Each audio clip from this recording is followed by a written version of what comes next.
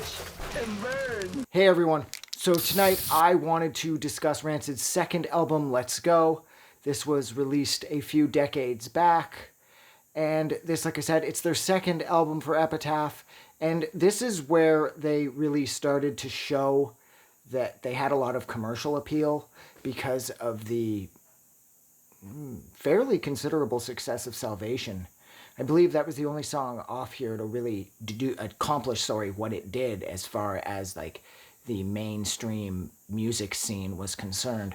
Because I know it was all over Much Music at this point, and I imagine it was all over MTV as well. Me and all my friends, this is how we discovered Rancid. It was through this song, and it's a great song. I'm a little sick of it now, but it's still fun. And I guess this record overall, it's kind of one of those albums that I've over-listened to, because when I heard it back when I was a kid, next to like Black Flag and like the Dead Kennedys, then came Rancid.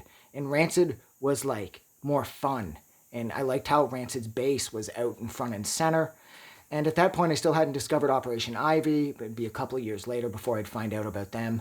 But that was kind of their thing as well. And naturally, that would be sort of Matt Freeman's style, and I loved it because I like when the bass is out in front. I find traditionally with guitar-based music, there may not even be a bass guitar sometimes because there's really no point. I can think of a handful of bands that have gone that route over the course of time. I know Pig Destroyer finally added a bass player a few albums back, but they used to be bassless because you can't really hear it, you know? It's only there to sort of contribute to the low end and to kind of complement the bass drums. But with Rancid, you need it because it's out in front and center and it's sort of their signature sound. And I found that that was put to better use on this album than even it was on their self-titled from a couple of years back.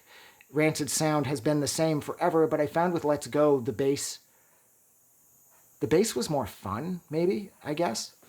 But yeah, this record, it's one of those records I don't really listen to much anymore alongside their first album. I like everything they've done since, especially, I'd say, Life Won't Wait Forward. I like that new Rancid sound.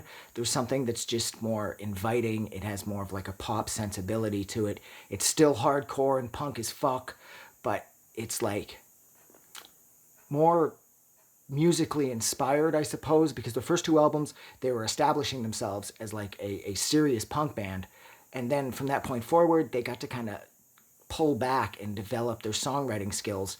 And of course, when their 2000 album came out, they kicked it back into high gear and beat the shit out of everyone with that record because that fucking thing just tears. But with this, there's a lot of fun. I mean, this album's got Harry Bridges, it's got Burn, it's got International Cover-Up, Dope Sick Girl.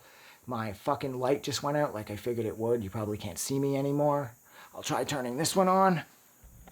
This one's not going to last either if that one died. There it is. You can see me again. I'm no longer in the dark. Like I said, this album has a lot of really kick-ass songs. Nihilism's on here. Radio's on here. Radio, you could argue, was another kind of like hit single for them.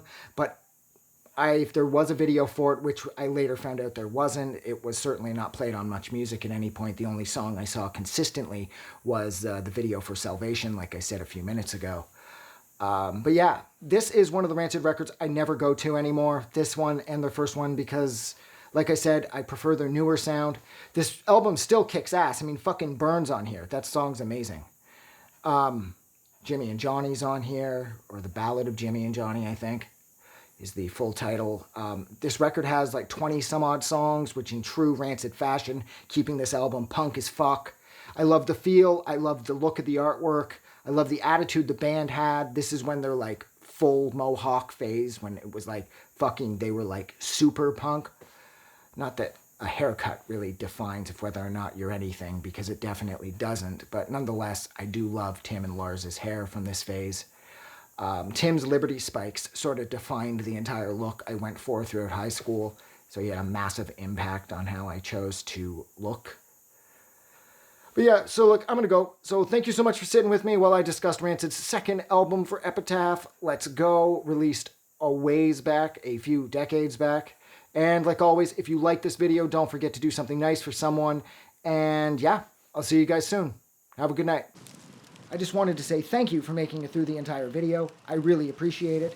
And I'm going to remind everyone one more time, even though I've probably already done this in the video that you just watched, to please click the like button as well as the subscribe button because it helps this channel grow. And thank you for hitting like and subscribe, and we will see you guys really soon.